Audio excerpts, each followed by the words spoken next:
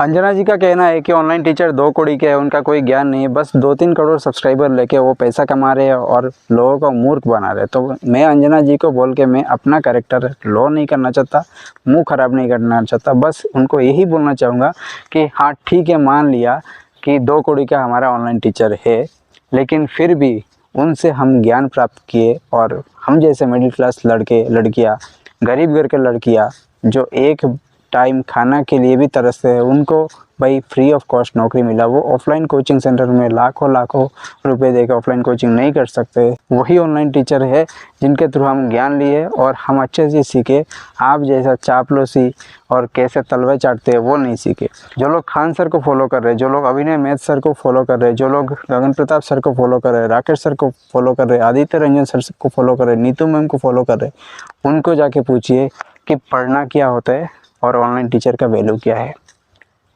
Jai Hind.